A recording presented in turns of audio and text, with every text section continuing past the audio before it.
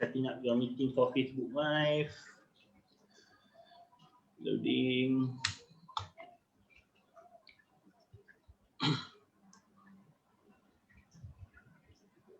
Okay, so dah we're live on Facebook. Okay, aku start recording juga kat sini.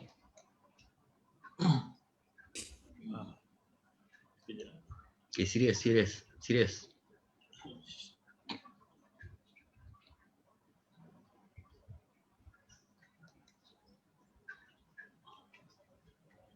Okay,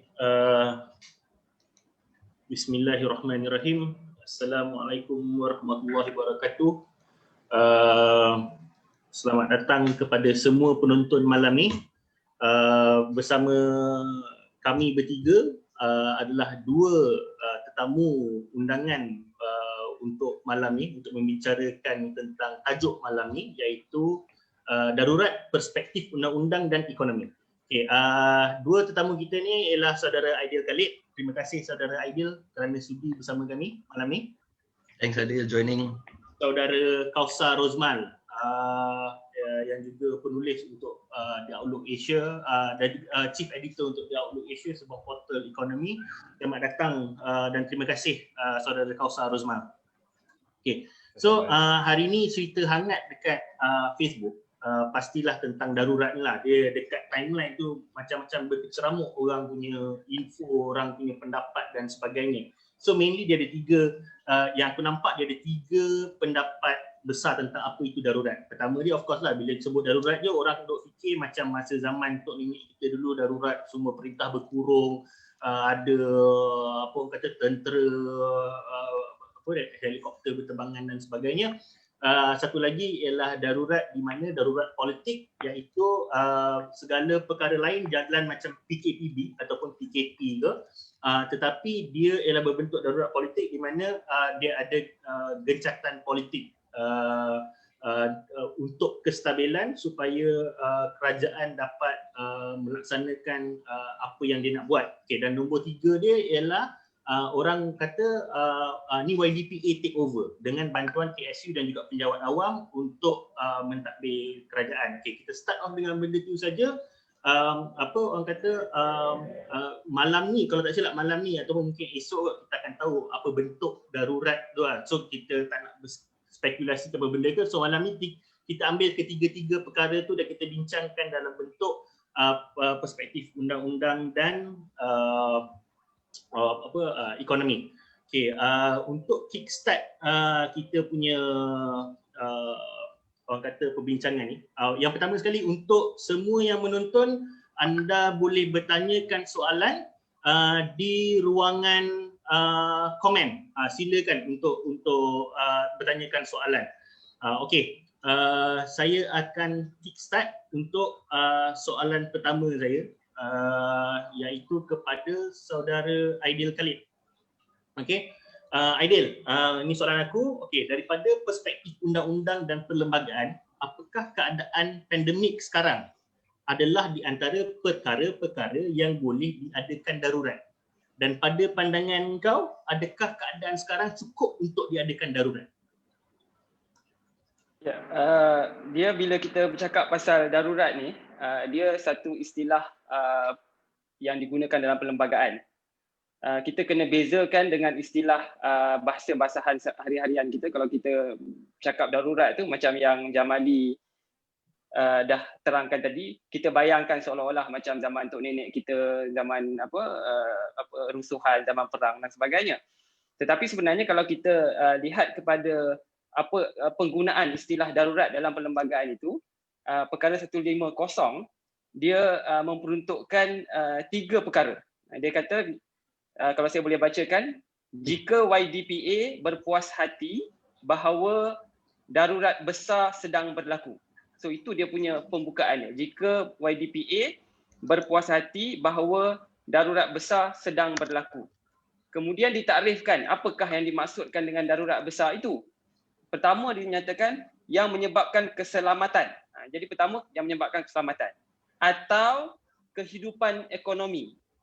Itu kedua, kehidupan ekonomi.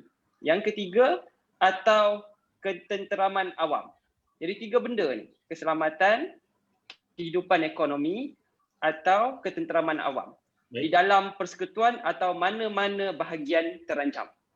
Jadi dia punya dia punya kayu ukur dia adalah 3 perkara ni lah. Sama ada keselamatan itu terancam, sama ada kehidupan ekonomi terancam, dan sama ada ketenteraman awam terancam.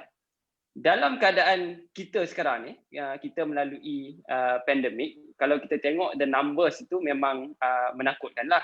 Tetapi kalau tanyakan kepada saya sama ada pandemik yang kita lalui ini memadai ataupun sudah mencukupi untuk kita isytiharkan darurat di sisi undang-undang, maka saya tak rasa saya ataupun mana-mana orang awam lah berhak untuk menjawab. Sebab perkara ini adalah perkara berkaitan polisi. Betul. yang mana hanya pihak berkuasa yang ada maklumat sepenuhnya. Itu yang pertama. Dan bahkan kedua, tadi yang saya bacakan tadi perkara 150/1, kalau kita pergi kepada 150/2, dia ada lanjutkan lagi, dia mengatakan bahkan proklamasi darurat boleh dikeluarkan sebelum sebenarnya berlaku kejadian yang mengancam. So maksudnya tak perlu pun tunggu dah berlaku 3 perkara tadi. Tetapi kalau dari segi projectionnya kita dah boleh melihat kalau perkara ini dibiarkan berterusan, maka suatu mudarat mungkin akan berlaku. Jadi sebelum berlaku tu pun dia dah boleh, Agung dah mempunyai kuasa untuk isytiharkan darurat. Dan kuasa nak mengisytiharkan darurat ini dalam beberapa kes mahkamah, sebab dah pernah dibawa ke mahkamah sebelum ini, sebab darurat ni bukan pertama kali kita lalui. Jadi kuasa untuk mengisytihar darurat ini, mahkamah kata walaupun dalam kes-kes yang tampak seperti ada kepentingan politik, mahkamah masih tidak berhak untuk nak campur tangan, sebab itu adalah budi bicara mutlak Agung. Yang ini kita lihat dalam kes pada tahun 1966, kalau tak silap saya, waktu itu krisis politik di Sarawak. Stephen Kaluningkan, Menteri Besar pada ketika itu, dia kehilangan majoriti. Jadi berlakulah dundang-dundang di kalangan ahli politik ini, dan akhirnya Agung menggunakan kuasa baginda untuk isytiharkan darurat di negeri Sarawak. Bukan di seluruh Malaysia tetapi di negeri Sarawak. Jadi apabila diisytiharkan darurat di situ, Stephen Kaluningkan, Menteri Besar yang kehilangan jawatan, cabar di mahkamah, dan kemudian mahkamah mengatakan bahawa antara asas cabaran itu oleh Stephen Kaluningkan ialah beliau mengatakan bahawa pengisytiharan itu adalah tidak sah sebab belum ada apa-apa mudarat awam pun lagi, dan dia sekadar berkepentingan politik. Tetapi mahkamah mengatakan bahawa yang ada budi bicara mutlak menentukan sama ada benda itu betul-betul dah mudarat atau tak mudarat adalah sole discretion of the Agung seorang sahaja. Jadi Agung boleh bertindak tanpa nasihat Perdana Menteri on his own. Dia tak perlu dapat nasihat Perdana Menteri. Yang ni saya daripada Twitter tadi. Kalau dari sudut ini, dia ada 2 pandangan. Yang pertama, kalau kita lihat kepada bahasa yang digunakan dalam perkara 150 itu, saya bacakan yang teks berbahasa Inggeris lah. If yang di-Pertuan Agong is satisfied that grave emergency exists. So maknanya yang di-Pertuan Agong is satisfied. Maknanya itu adalah budi bicara yang di-Pertuan Agong. Bukan anda apa-apa nasihat, anda advice ke, tidak disebut di situ. Dan dalam kes Stephen Kaluningkan itu pun ada satu statement dibuat oleh mahkamah mengatakan bahawa it is the sole discretion of the YDPA. Okey. Tetapi dalam masa yang sama, kalau kita buka, sebab perlembagaan ni kita tak boleh baca tebuk-tebuk. Kalau kita buka perkara 40/2 pula, dia memperuntukkan bahawa Agung mesti bertindak untuk semua perkara menurut nasihat. Dia mesti bertindak menurut nasihat. Kecuali untuk beberapa perkara. Dia adalah kecuali untuk beberapa perkara. Perkara-perkara itu yang pertama ialah untuk melantik Perdana Menteri. Sebab waktu nak melantik Perdana Menteri, belum ada Perdana Menteri nak menasihat. Jadi Agung bolehlah bertindak tidak mengikut nasihat. Yang kedua, Agong juga boleh bertindak tidak mengikut nasihat sekiranya diminta untuk bubarkan parlimen. Contoh, kalau Perdana Menteri minta bubar parlimen, Agong ada kuasa untuk tak nak ikut nasihat tersebut, tak nak bubar parlimen. Yang ketiga ialah budi bicara Agong berkenaan dengan untuk memanggil Conference of Rulers, mesyuarat Majlis Raja-Raja. Jadi 3 benda ini tidak perlu menunggu nasihat daripada Perdana Menteri. Terima kasih. Okay. Soalan aku pada idea lah. Pasal, kita tahu darurat tu ialah macam apa yang saudara Aidil cakap tadi, bencana atau keselamatan awam. Tapi macam contoh, kenapa macam contohnya kes di Lahad Datu misalnya, atau di Bukit Jenalik, kenapa dia tidak diisytiharkan darurat? Kenapa macam tu, saya tak boleh nak menjawab bagi pihak kerajaan lah. Jadi mungkin bagi pihak kerajaan pada ketika itu belum timbul lagi keperluan pada ketika itu sebab keadaan mungkin masih terkawal. Mungkinlah, saya tak pasti. Sebab tak boleh nak menjawab bagi pihak kerajaan dan Agong. Tetapi kalau kita lihat itu tadi di Lahad Datu. Sebelum pada itu, lama dulu pada tahun 1964 kita pernah ada masalah konfrontasi dengan Indonesia. Waktu itu diisytiharkan darurat. Waktu itu ada diisytiharkan darurat. Okay, so lagi sekali soalan ni daripada segi teknikalnya, kita dah beberapa kali melalui darurat kan, daripada 1966, 19 konfrontasi semua 3-4 kali dah tak silap saya darurat. Tapi kita tak pernah announce yang darurat ni dah habis. Jadi technically kita still in darurat dah. Tak silap saya. Berdasarkan apa yang saya baca, semua proklamasi darurat itu sudah dibatalkan di Parlimen pada tahun 2011, pada penghujung tahun 2011. Okey. Jadi sebenarnya ini pun satu poin yang sangat penting untuk difahamkan kepada masyarakat. Sebab bila masyarakat dengar, kita nak masuk darurat ni, seolah-olah benda ni benda yang baru, benda yang sangat gempar, sangat berbahaya kepada kehidupan dan ekonomi dan sebagainya. Tetapi sebenarnya kebanyakan kita memang pernah melalui kehidupan di zaman darurat. Cuma kita tak sedar pada ketika itu berada dalam darurat. Itu yang kita cuma tamat darurat pada 2011 saja. Dia memang sengaja panjang macam tu ke, terlupa nak tarik balik ke, kenapa lama macam tu? Terlupa off. Sebab dalam perlembagaan, bila darurat diisytiharkan, dia tidak ada satu tempoh masa di mana darurat itu akan lapse. Jadi bergantung kepada parlimen lah. Kalau parlimen tidak parlimen tidak bentang untuk dibatalkan, maka dia selama-lamanya lah akan kekal berkuat kuasa. Jadi kita dah 3 proklamasi kita dah batalkan, jadi kita dah clear from all darurat ke mesti ada lagi darurat yang masih ada? Just I tak keep track lah on darurat apa yang kita ada. Dah habis. Saya pun tak keep track, tapi as far setakat yang saya faham, setakat ini kita tak ada lagi lah, kita semua darurat dah tamat lah. Okay.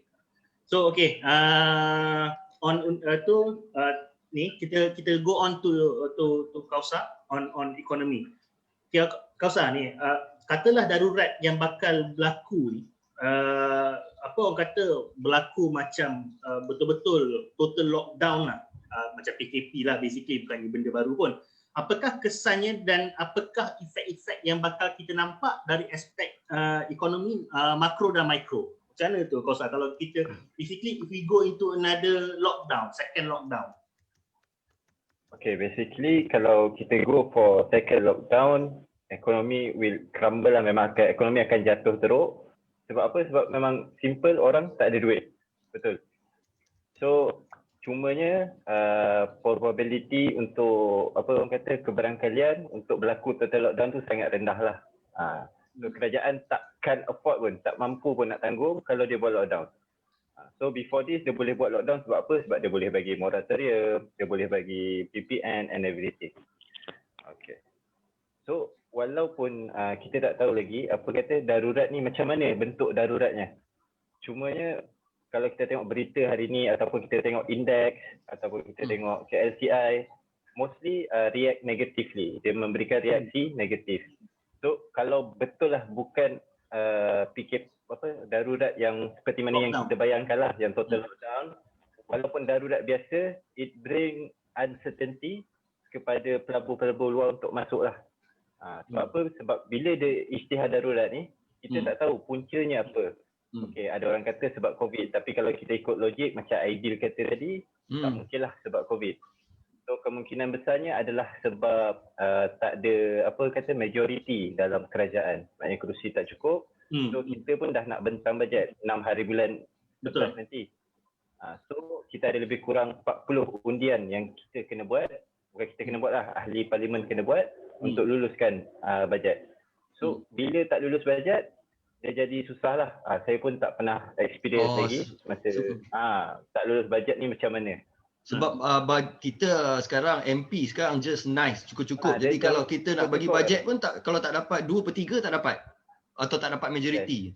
Sebab dia ada dia undian dia bukan 1-2, lebih mungkin sampai 40 lebih. Tak silap saya. So banyak benda yang perlu diluluskan. Maknanya mungkin bantuan akan tersekat apa semua, tapi dalam satu masa juga dia menunjukkan bahawa memang kerajaan ni tak stabil sampai kena darurat untuk luluskan bajet. So itu akan membawa persepsi kepada pelabur luar, dia macam kerajaan ni tak stabil, hala tuju tak ada apa semua, buat apa dia nak masuk invest kat negara kita. Betul. Daripada aspek ekonomi sepatutnya perkara macam ni, maksudnya untuk kestabilan, kita pun tahu kestabilan ekonomi ni dia bersangkut paut dengan kestabilan politik. Sebab benda ni memang kita nampak every PRU saja 5 bulan, 6 bulan nak dekat PRU, memang basically kebanyakan any project dia akan macam slow sekejap, sebab semua orang akan kata tunggu lepas PRU sebab pertukaran government ke apa benda dan sebagainya, dia akan ubah policy. So bila ada perkara macam ni, adakah daripada aspek ekonomi, adakah ianya bagus untuk negara sebab macam engkau boleh buat policy dan juga apa-apa bajet tak ada siapa menentang dan benda tu boleh dibuat dengan aman. Daripada aspek ekonomi bagus ke macam mana? Ini pendapat peribadi saya, bendanya tak bagus lah. Sebab apa? Sebab dari awal tadi dia buat darurat itu sendiri sebab dia tak ada kestabilan politik.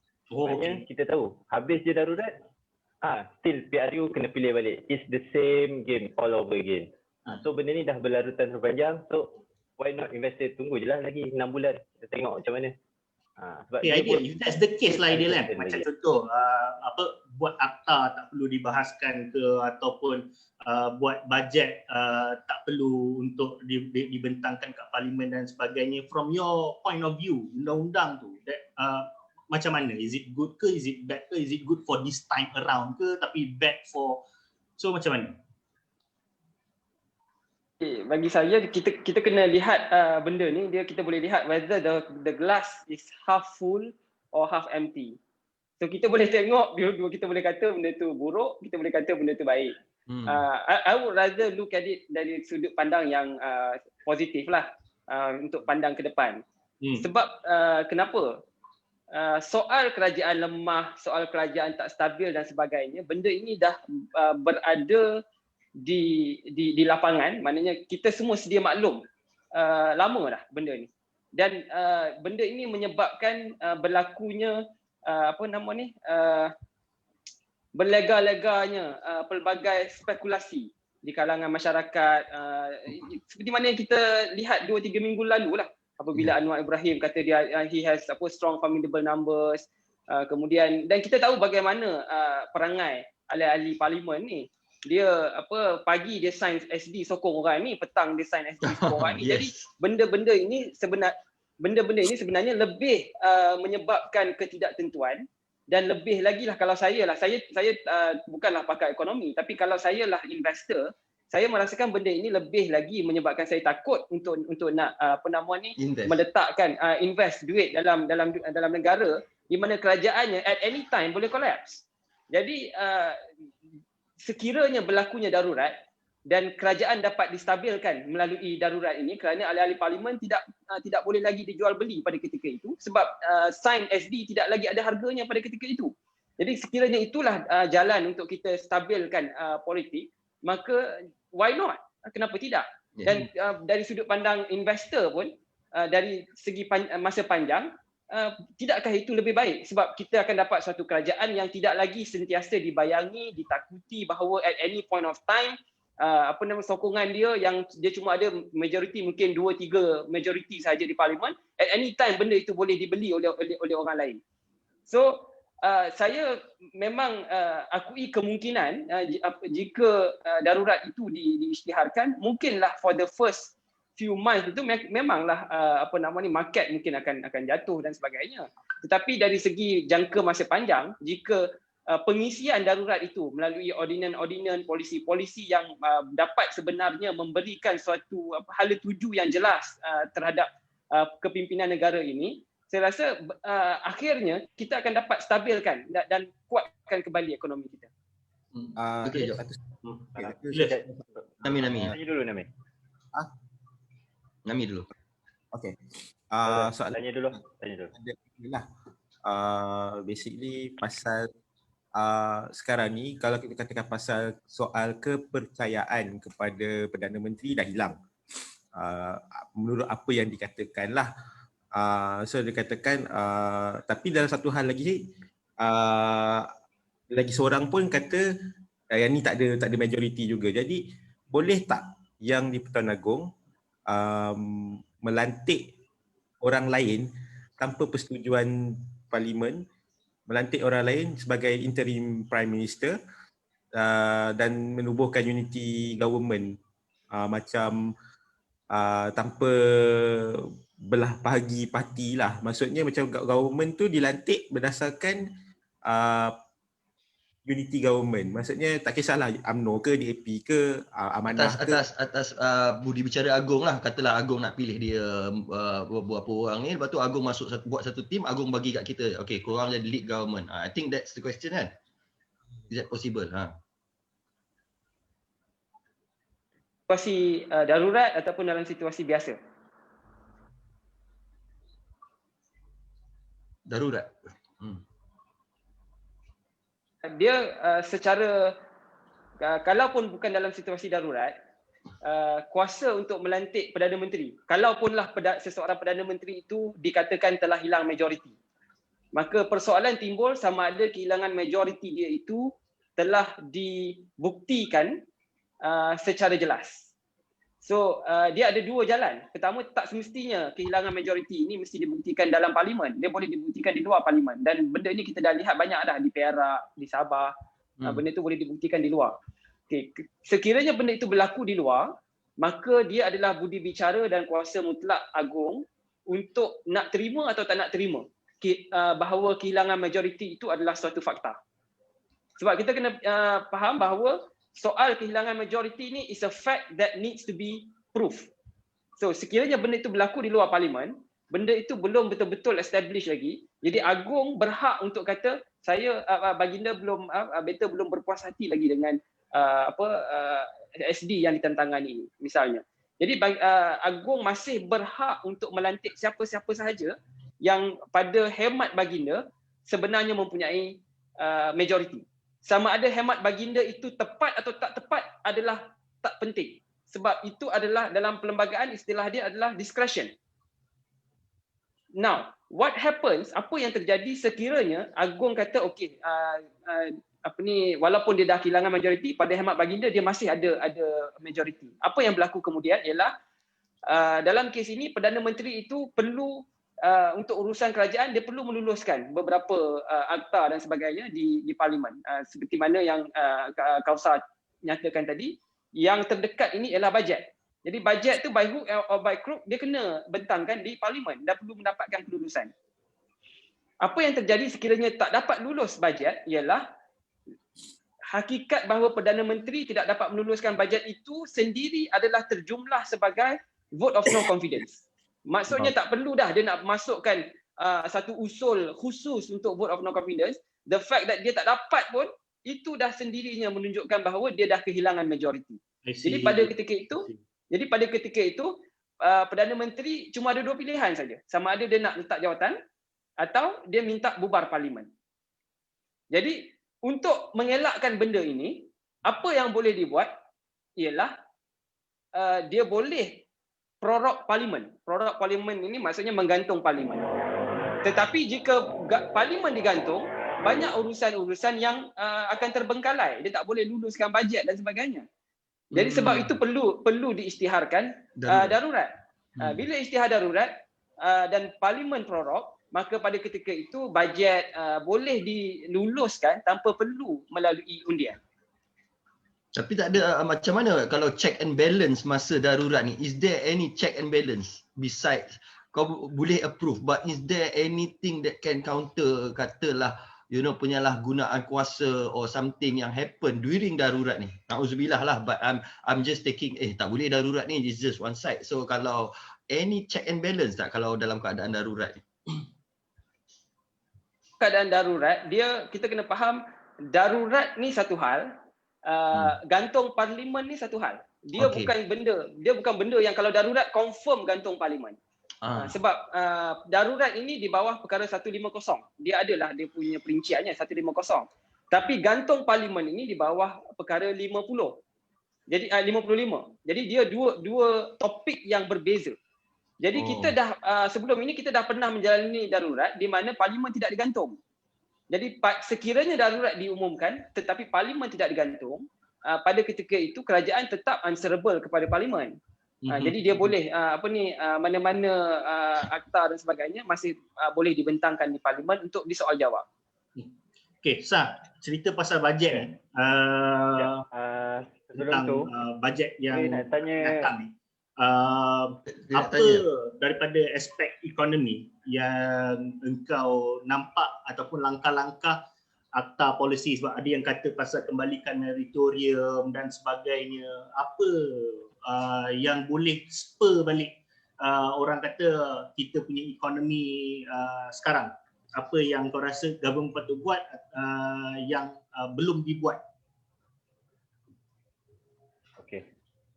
So kalau apa yang belum government buat, rasanya dia cuma bukan soal apa, soal amountnya.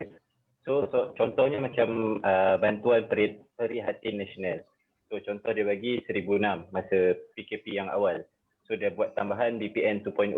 And then seterusnya berapa pula yang dia nak bagi. So benda-benda ni yang boleh merancakkan semula ekonomi. And then yang paling penting sebenarnya adalah macam mana nak kawal kadar pengangguran. Itu yang paling utama. Sebab kalau kadar pengangguran naik, memang susah kita nak recover. So, apa yang kerajaan mampu buat untuk kurangkan kadar pengangguran ni? Sebab kita tahu ada few industri yang besar macam aviation, pelancongan memang collapse lah. Betul. Memang tak boleh bangkit. Sampai MAS katanya nak tutup. Betul. MAS Asia pun dah start ada kes samaan menyaman makin hangat lah sebab hutang. And then pelancongan tak boleh. And then kalau kita tengok retail pun memang kadang-kadang bernafas cukup-cukup hidung je kan. So benda ni yang sebab apa? Sebab orang tak membeli. Kenapa orang tak membeli? Orang tak membeli satu sebab of course orang dah tak ada kerja. And then secondly ada yang kena reduce income, pay cut, and kena potong gaji. And lagi satu orang takut nak keluar lah. Tapi untuk takut nak keluar ni sebenarnya bukanlah masalah besar. Sebab one day nanti kita dah control COVID-19 balik, orang akan keluar balik macam biasa. So cumanya sekarang orang tak ada duit nak berbelanja. Dengan moratoriumnya dah tak ada. Cumanya kalau kita nak teruskan moratorium blanket, agak sukar lah. Saya bukanlah nak menyebelahi pihak bank. Cumanya agak sukar. Sebab bank pun ada cash flow yang nak dijaga. Betul. Cumanya sekarang kalau kita tengok kepada statistik moratorium bersasar, lebih kurang 98% yang apply lulus. Maknanya moratorium bersasar kita tahu ada yang tak payah bayar 3 bulan, ada yang dikurangkan pembayaran. So moratorium pada saya kalau nak sambung agak sukar lah. Setakat yang saya tahu memang Malaysia moratorium yang paling panjang sekali dekat dunia. Kalau macam contoh kerajaan kena fikirkan tentang orang-orang yang hilang pekerjaan apa benda kan. Sebenarnya apa yang government mampu buat? Adakah diorang cipta sektor pekerjaan baru ke, they spur orang kata businesses ada duit balik untuk hire orang lebih ke, macam mana? Sebab Okay, kalau one of the way kalau macam betul. Kalau apa? Tak apa, habiskan tu. kalau nak diikutkan, maksudnya macam kalau nak SME ataupun perniagaan boost balik, basically ialah kalau kita tengok macam dulu cash handout lah, dengan cash lebih orang akan berbelanja lebih lah. I think BPN itulah tugasan utama dia. Tapi adakah dia mampu untuk orang kata memupuk ataupun push SME untuk ambil lebih pekerja, buat masa ni? Itu sebab tu pada pendapat saya kerajaan perlu masuk campur, maknanya dia try macam bagi yang sebelum ni buat subsidi upah and everything. So setiap kali ambil pekerja baru, mungkin SME ni dapat something. So kerajaan kena spur ataupun encourage benda tu, dia kena masuk campur sikit lah. Sebab kalau kita harapkan SME sendiri berada dalam fasa-fasa yang berjaga-jaga, diorang pun sendiri kira-kira duit cukup tak cukup untuk ambil pekerja baru. So sebab dalam kepala usahawan mostly-nya sekarang bukan expansion tapi nak kecilkan operation company dia. So government pada pendapat saya lah kena intervene sikit, SME ke, JLC ke. So mana yang boleh hire orang, kena hire orang lah with government assistance, macam dia bagi subsidi upah atau sebagainya. Okay, Kasa, aku nak tanya kau soalan pasal, okay, kita cakap pasal kata kemelesetan ekonomi lah. Tahun 97-98 kita punya ekonomi merosot, okay. And then gitu juga tahun 2008 dulu masa krisis ekonomi dunia dulu. So question aku ialah macam mana apakah langkah-langkah kinesian, macam contohnya buat projek adakah itu sepatutnya kerajaan buat dalam COVID ni, atau macam mana? Adakah itu langkah yang sepatutnya boleh dibuat? Contoh macam projek mega lah maksud kau. Konsep Keynesian tu aku setujulah, macam cash and out tu kira one of Keynesian punya konsep lah. Cumanya projek mega ni dia kena tengok balik macam mana, sebab sekarang ni yang kita tahu memang duit kerajaan sangat-sangat limited lah. Even sekarang pun dia dah naikkan dia punya had hutang siling dia berapa, daripada 55 ke 60 kalau tak silap. So government kena betul-betul spend duit yang ada ni, kat mana dia nak spend. Dia kena kira betul-betul. Maknanya dia kena kaji betul-betul, buat analisa betul-betul. So kalau dia invest dekat contoh dia buat projek mega baru, berapa kesarantaian dia?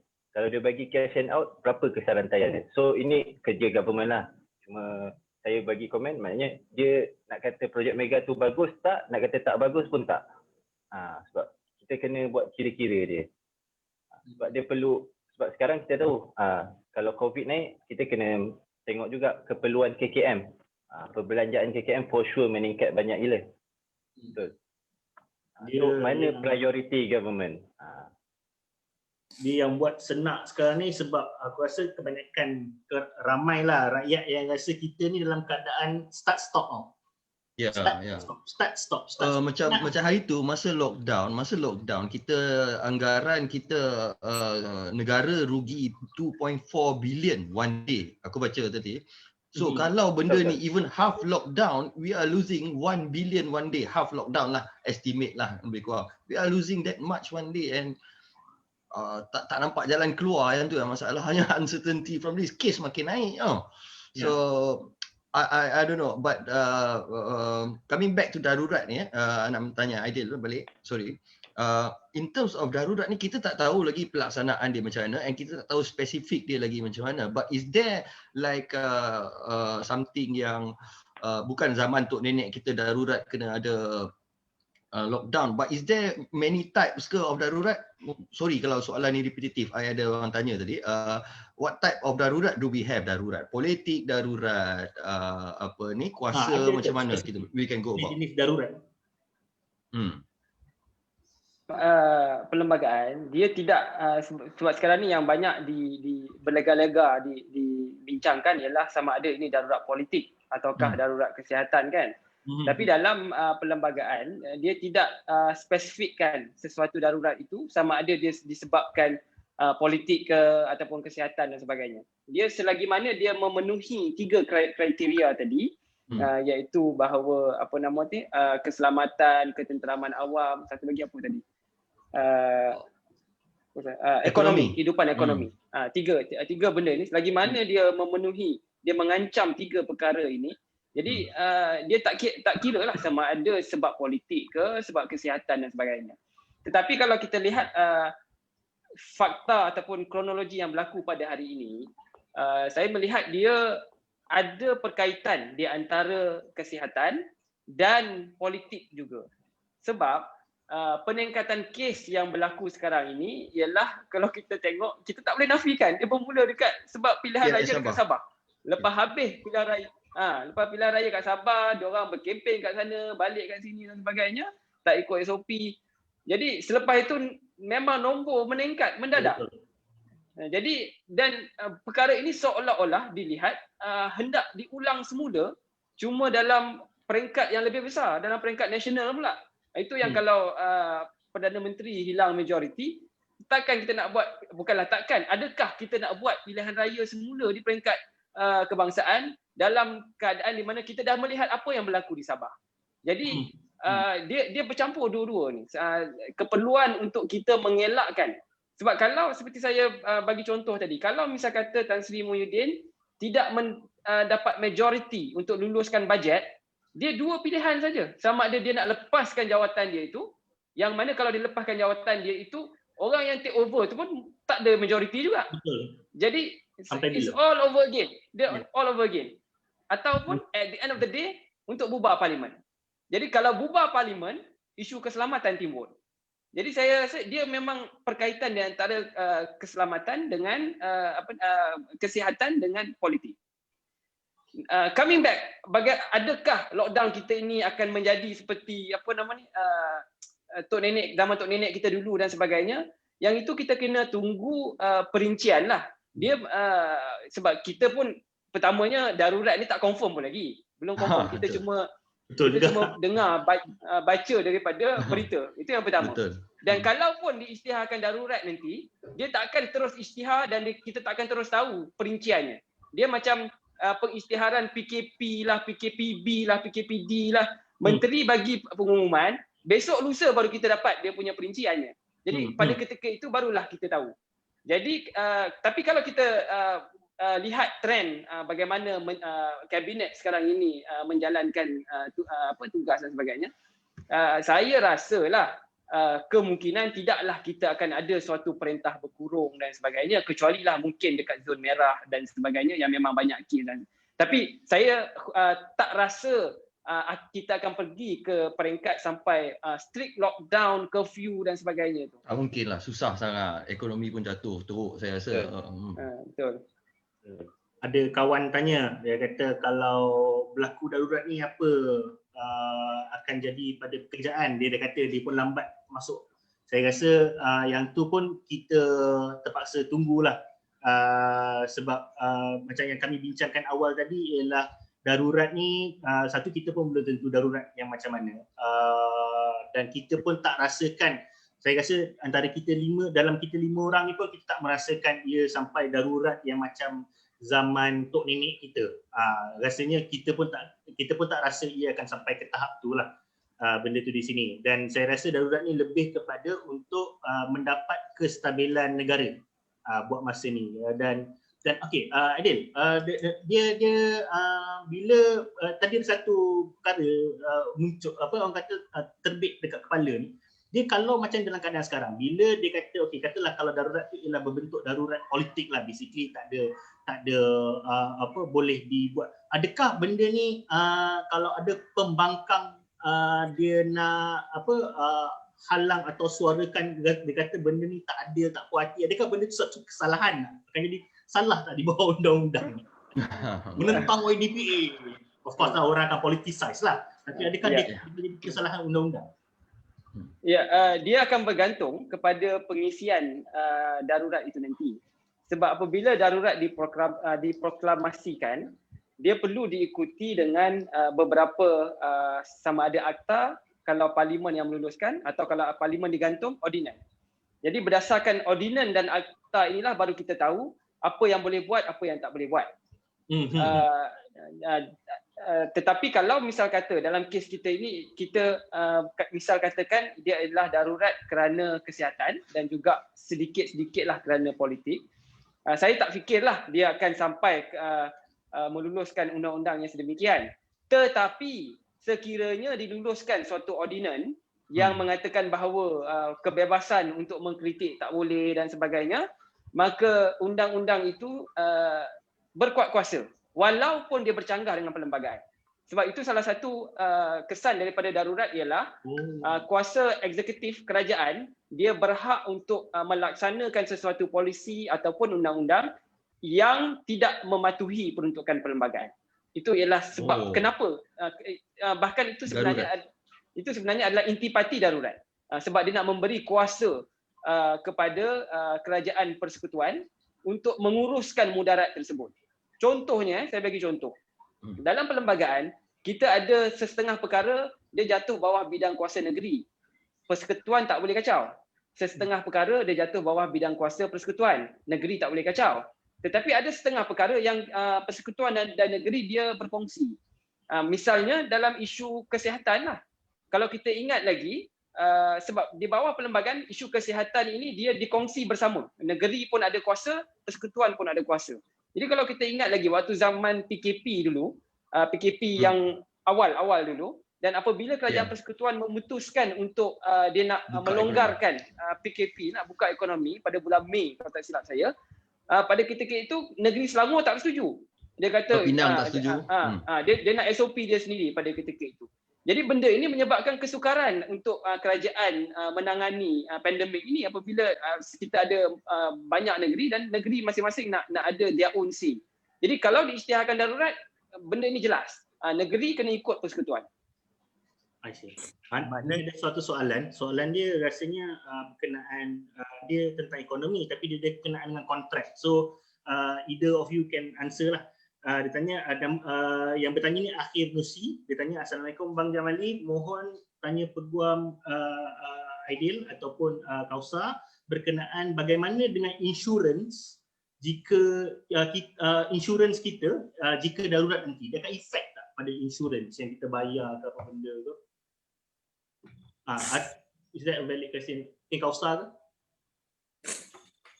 Seingat saya lah, kalau dalam kontrak itu bila darurat memang insurans tidak terpakai.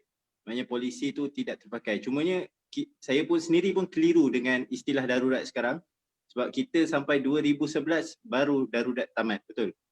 Yes. So saya sendiri tak jelas apa darurat yang macam mana yang diterangkan dalam polisi insurans tu.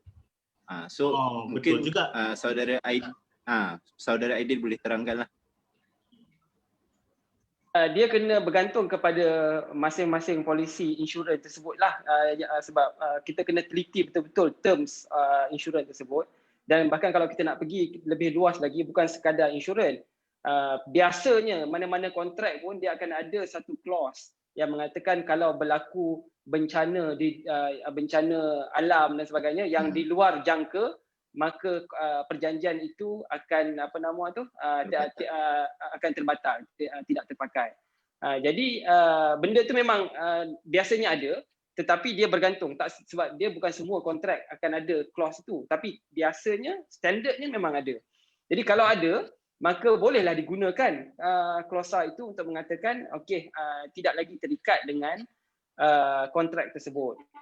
Itu dari sudut kalau kita nak kata bencana lah, tetapi sama ada pengisytiharan darurat itu sendiri boleh kita gunakan sebagai alasan, sama ada dia fulfill the condition of bencana itu adalah perkara yang perlu dibuktikan di mahkamah lah. Sama ada sebab pengisytiharan darurat semata-mata dari sudut undang-undang tidak boleh dengan sendirinya dikatakan okey telah berlakunya suatu bencana yang di luar jangka dan sebagainya.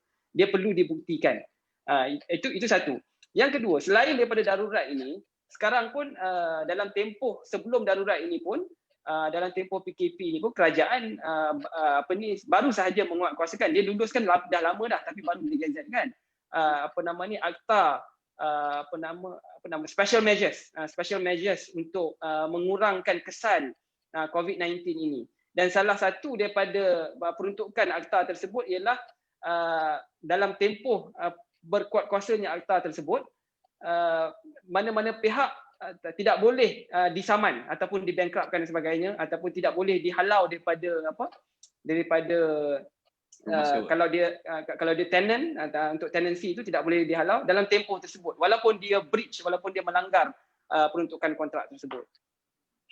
Ini ada buat dalam beberapa dalam negara yang hadapi pandemik lockdown ni, ada that was used yang mana kalau orang bagi sewa, kalau orang sewa tu tak bayar, dia kena bagi orang tu duduk lagi, tak boleh halau masa pandemik. I think in UK ada. Cuma dia baru digazetkan. Ustaz, ni ada baru-baru ni, rasa 1 hari 2 hari lepas, Menteri Tenaga Kerja Datuk Saravanan, Semua Manusia bertanya kata pasal kalau masa tu belum darurat pun semua lah. Dia kata tentang orang kata PKPB ni syarikat tidak dibenarkan, work from home ni syarikat tidak dibenarkan memotong gaji. Orang kata apa saja yang kerajaan kata tetapkan, tidak dibenarkan syarikat untuk memotong gaji pekerja. Kenapa benda ni nampak macam masa PKP tak ada isu tentang orang kata orang syarikat untuk kurangan gaji pekerja dan sebagainya, dan kali ni ada arahan macam tu. Tapi arahan ni kau rasa realistik ke ataupun just cakap-cakap je ke, macam mana? Okay, kalau kita tengok sendiri kenyataan rasmi daripada Kementerian Sumber Manusia, dia kata tak boleh kurangkan gaji. Betul. Tapi dalam tu juga dia sebut at the end it will based on negotiation. So dia kata dia tak adalah halang. Dia macam lebih, kalau bacaan aku lebih kepada menggalakkan lah supaya jangan potong gaji kalau work from home. So sebab apa dia buat benda ni, dan kalau kita tengok balik polisi work from home ataupun BDR, bekerja dari rumah ni, dia pun macam banyak benda yang tak clear, betul?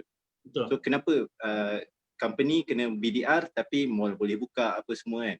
So benda ni back to square one, maknanya kita dilema. Kita dalam situasi dilema, nak jaga ekonomi atau kesihatan. Sebab kalau kita tak benarkan mall buka, retail buka and everything buka, for sure diorang tak ada sale and they will collapse. And then tapi kenapa dia suruh majikan untuk yang kerja management and everything, office ke apa ke, kena kerja dari rumah? Sebab dia nak kurangkan kesan rantaian jangkitan tadi. Sebab kalau kita tengok balik kes-kes kebelakangan ni yang dekat Selangor, banyaknya dari office dan daripada mall jugalah lagi satu.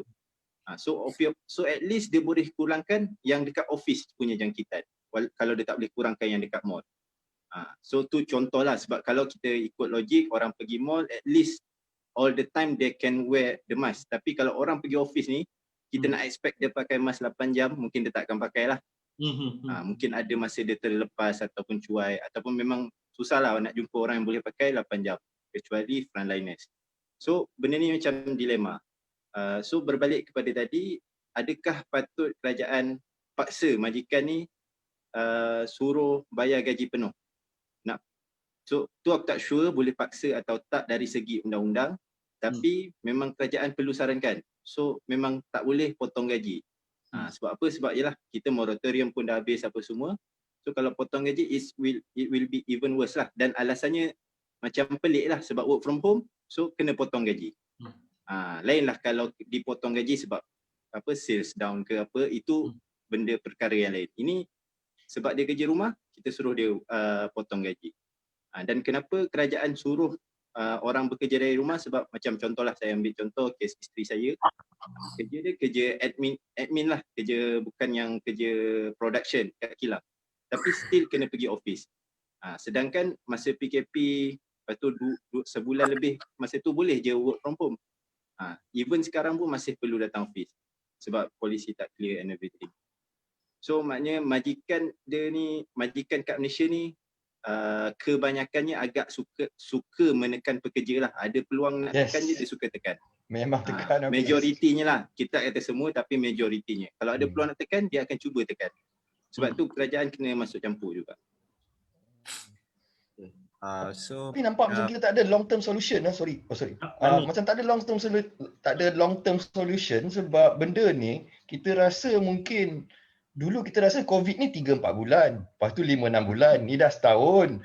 Saya rasa kalau daripada segi ekonomi, selagi kita tak ada long term plan, kita kena take this as at least in another year untuk kita ni. Kita nak work from home ke, macam mana industri kita, macam mana pekerja kecil nak cope. Tapi tak nampak macam long term punya planning. Apa? Yang tu saya risau sikit.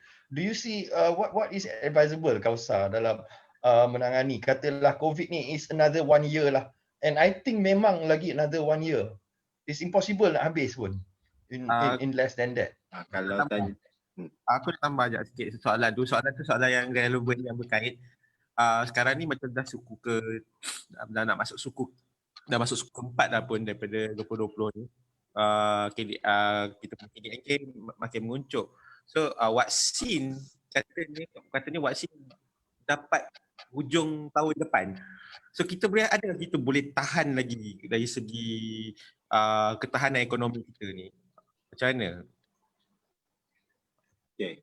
Soal sekarang sebenarnya kalau tanya aku, memang bukan kita soal nak jadi ekonomi yang power ke apa. Soal sekarang kita nak survive je sebenarnya.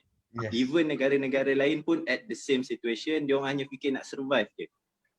So sebab pandemik ni terlampau banyak uncertainty.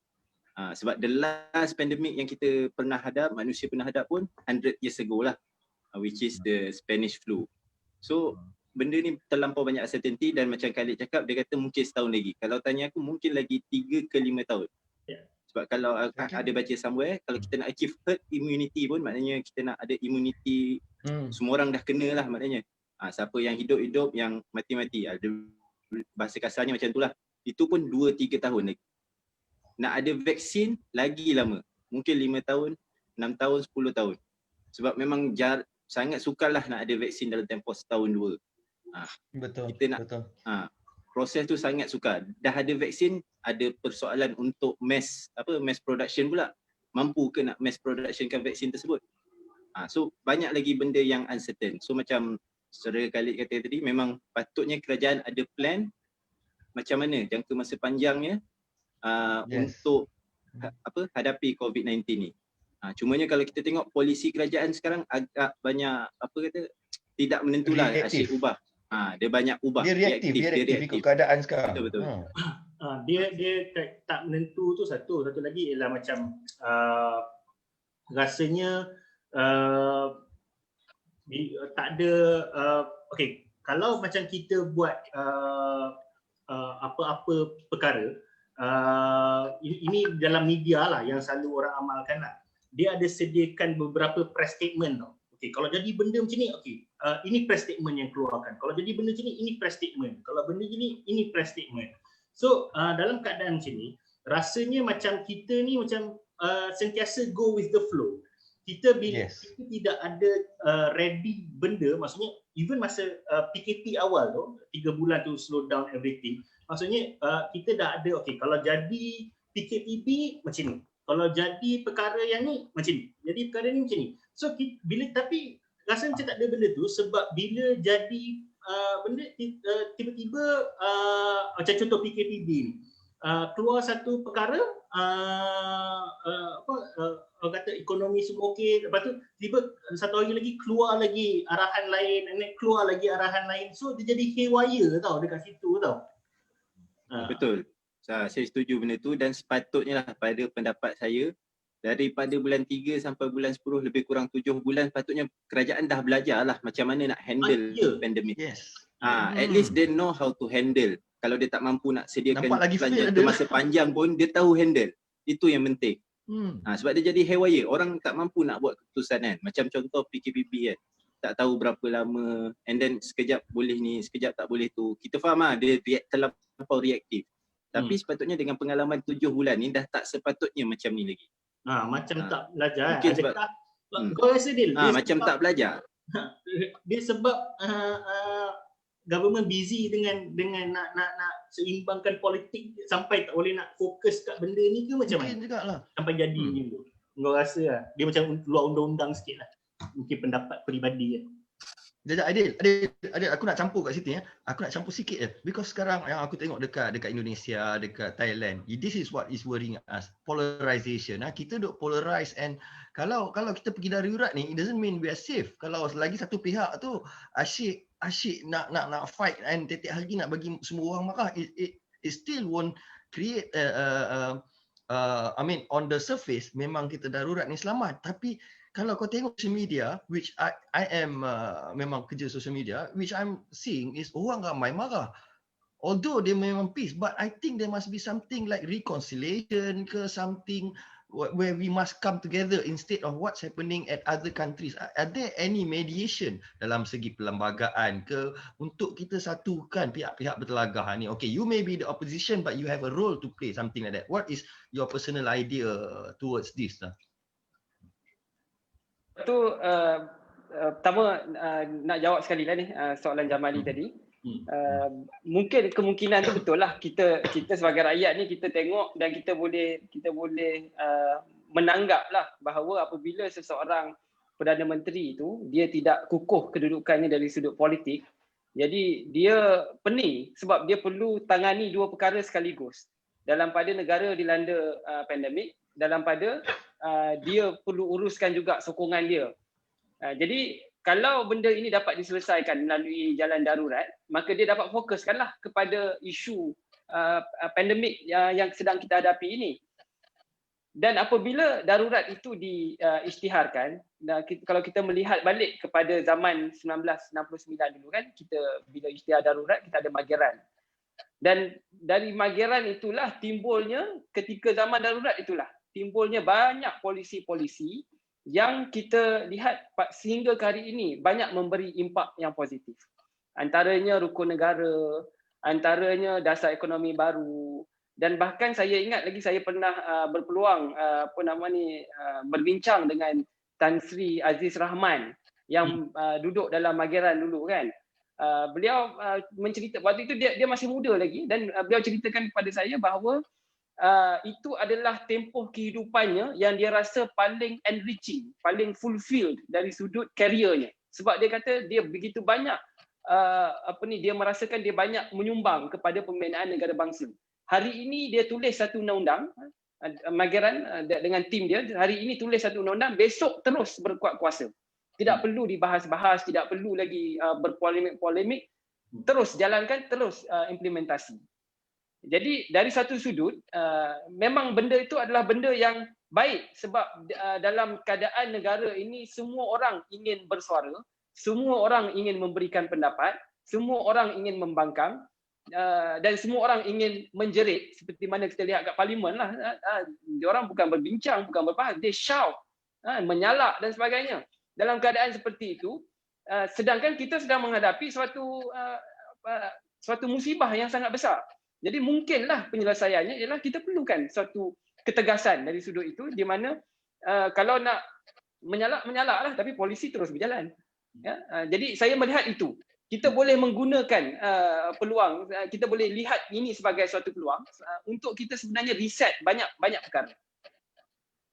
Aidil, do you foresee benda darurat ni dia akan jadi isu international? Maksudnya of course international, with democracy and whatnot, diorang akan kritik negara kita. Do you foresee this? Will this happen? Benda ini kalau kita lihat waktu kita darurat 1969 pun media antarabangsa mengkritik Malaysia, mengatakan this is the death of democracy. Tetapi kalau kita belajar daripada sejarah, kita melihat bahawa kita bangun dan membina semula negara, membentuk negara menjadi lebih baik semenjak daripada 1969. Selepas itu kemudiannya itu sekarang ini kita melihat dia dah pergeseran itu semakin hari semakin inilah. Tapi kalau kita ingat selepas 69 tu pada tahun, sebab saya membesar pada tahun 1990-an. Jadi seingat saya dari sudut identiti negara, dari sudut itu tidak pernah dipertikaikan. Cuma mutakhir ini baru mungkin 10 tahun kebelakangan ini baru benda itu menjadi panas. Aidil, kalau kita tengok, kalau macam nak tambah lagi daripada Jamali punya soalan tu, negara-negara lain macam Amerika Syarikat, Korea Selatan, Jepun juga announce dia punya state of emergency, darurat lah.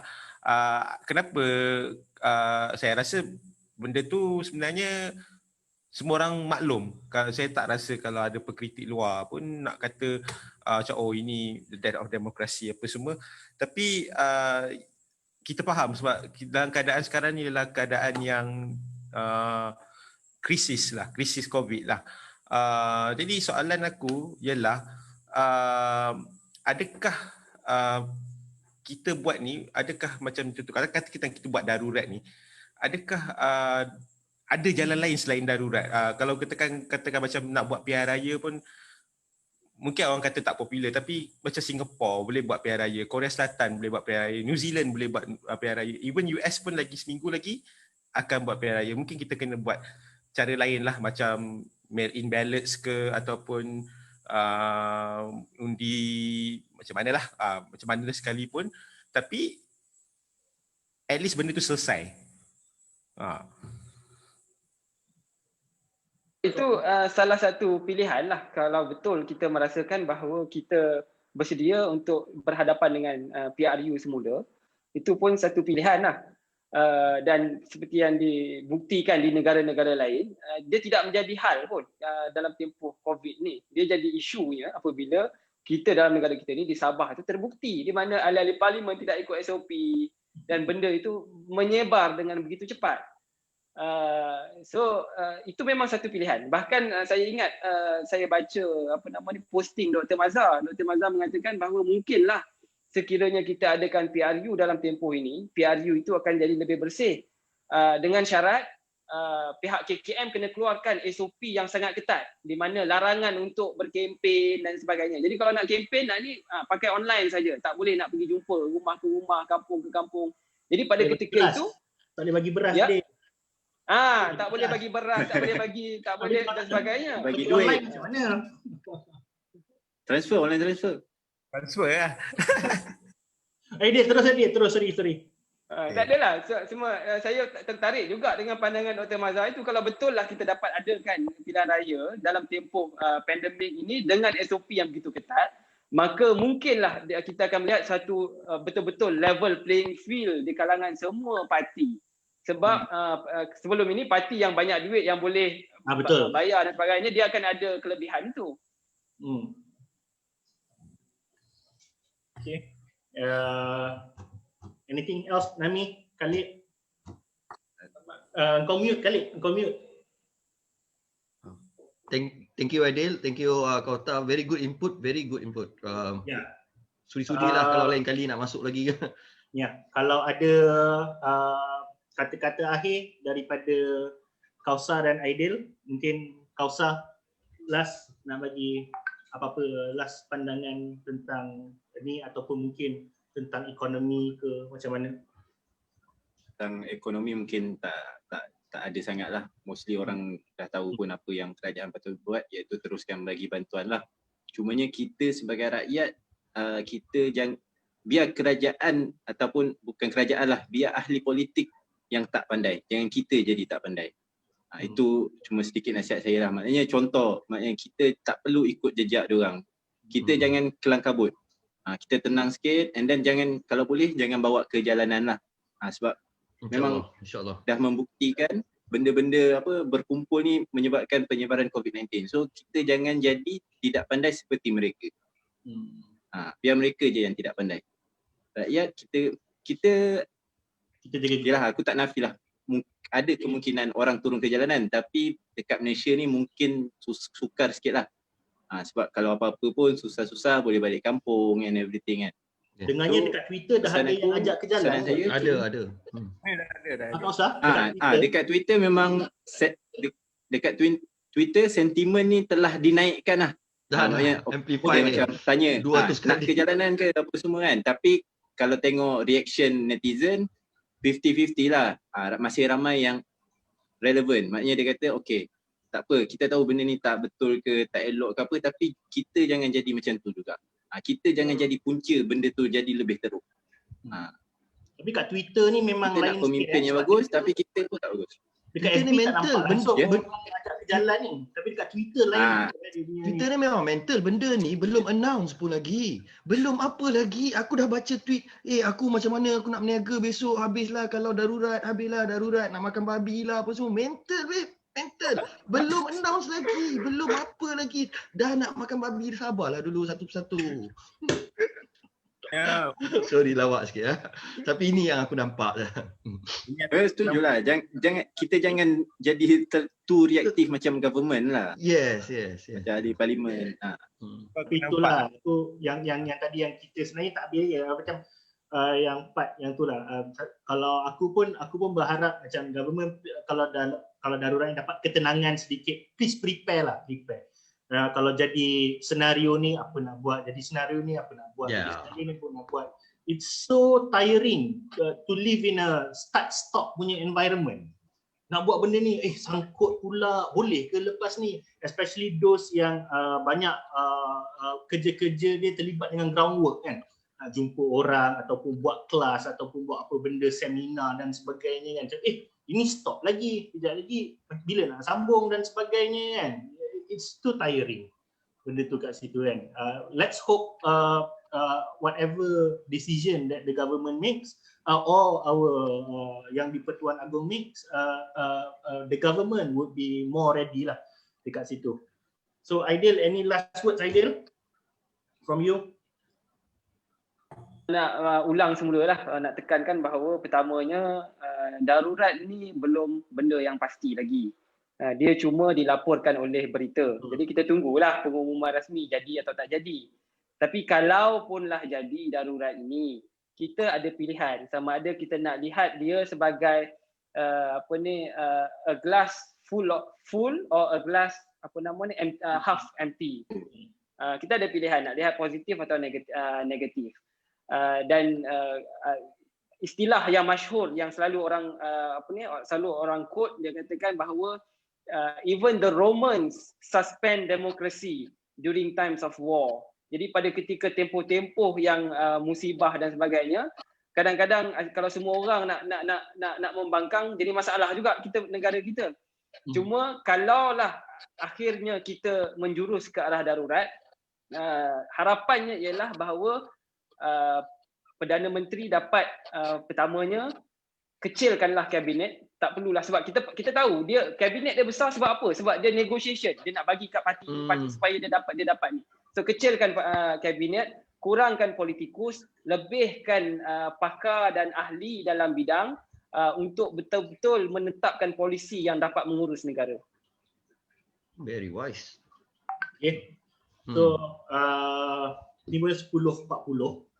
Terima kasih kepada dua panel kita, Saudara Aidil dan Saudara Kausar, kerana dapat bersama kami dan berkongsi pandangan dan idea dan menjawab soalan-soalan kami.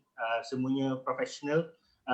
Sorry kalau ada soalan-soalan yang yang rasa tak relevan ke apa, tapi semua tadi okey kan? Okay. Biasanya tadi. Okey. Kepada yang setia menonton dan juga komen, terima kasih.